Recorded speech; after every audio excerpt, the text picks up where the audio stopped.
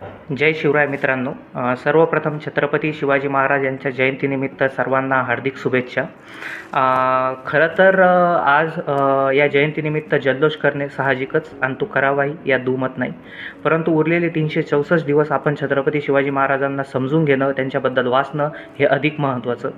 आणि त्यासाठीच मला असं वाटतं की एक पुस्तक आहे, शिवाजी कोण होता, हे आपण सर्वांनी वाचावं. आणि हे पुस्तक खरं तर प्रत्येक शाळेत, प्रत्येक वर्गात विद्यार्थ्यांना असायला हवं आणि याचे पाठ शाळेत व्हायला हवेत, कारण इतकं छान ते पुस्तक आहेत. हे पुस्तक छत्रपती शिवाजी महाराज यांच्या इतिहासाबद्दल न बोलता शिवाजी महाराजांच्या व्यक्तिमत्वातले जे विविध पैलू आहेत त्यावर भाष्य करतं आणि जे काही गैरसमज असतील ते आपल्याला दूर करण्यासाठी सुद्धा मदत करतं. त्यामुळं छत्रपती शिवाजी महाराजांचं एकूण व्यक्तिमत्व कसं होतं हे जर तुम्हाला समजून घ्यायचं असेल तर तुम्ही हे पुस्तक नक्की वाचा. आणि या पुस्तकामध्ये मला एक पॅरेग्राफ आहे जो की मला असं वाटतं की खूप छान आहे आणि आताच्या परिस्थितीशी एकदम सुसंगत आहे. तर तो पॅरेग्राफ आहे की शिवाजी आज असता तर. मित्रांनो, इथे एकेरी उल्लेख आहे, परंतु जे काही जुने विचारवंत लेखक इतिहासकार होते तर ते शिवाजी महाराजांचा एकेरी उल्लेखच करत. त्यामुळे आपण आपल्या आईला जसं एकेरी उल्लेखाने हाक मारतो, परंतु आपला आदरभाव कुठेही कमी नसतो, त्याचप्रमाणे याही लेखकांचे होते.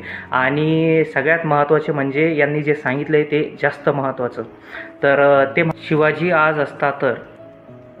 शिवाजी वतने देण्याच्या विरुद्ध होता. त्याने आयुष्यभर वतने देण्याचे टाळले. आताचे प्रस्थापित शिवभक्त नवी वतने तयार करीत आहेत. वतनदारांना सांगत आहेत की तुमच्या वतनात तुम्ही हवे ते करा. रयतेला हवे तसे लुटा, खा प्या मजा करा. आमचे राज्य चालवायला आम्हाला मदत करा म्हणजे झाले. म्हणजे आम्हीसुद्धा रयतेला लुटू, तुम्ही थोड्या प्रमाणात लुटा, आम्ही मोठ्या प्रमाणात लुटू. तुम्ही हजारात क्वचित लाखात खा, आम्ही कोटीत खाऊ. शिवाजीच्या काळातील वतने आता नाहीत हे खरे, पण नवी वतने आणि नवे वतनदार वाढत आहेत. झेडपीची वतने सर्व जिल्ह्यात आहेत. साखर सम्राट म्हणजे नवे वतनदारच आहेत. वेगवेगळी कॉर्पोरेशन्स म्हणजे वतनदाऱ्या आहेत. आणि मोठी सहकारी संस्था, म्युन्सिपाल्ट्या, आमदारक्या, खासदारक्या यांना वतनाचे स्वरूप आले आहे. आणि या वतनदाऱ्या अशा वंशपरंपरेने दिल्या घेतल्या जात आहेत. लोकशाहीत सत्तेचे विकेंद्रीकरण हवेच, त्याला विरोध कोणी करणार नाही, पण विकेंद्रीकरण म्हणजे वतनदारी नव्हे. शिवाजीच्या काळात वतनदार जसे जनतेला छळीत, त्यापेक्षा हे नवे वतनदार जास्त छळतात. साखर सम्राटाच्या विरुद्ध कुणी एखादा रयत गेला तर तो संपलाच. त्याला कर्ज मिळत नाही, खत मिळत नाही, त्याचा ऊस जात नाही. 2 वर्षात तो बर्बाद होतो.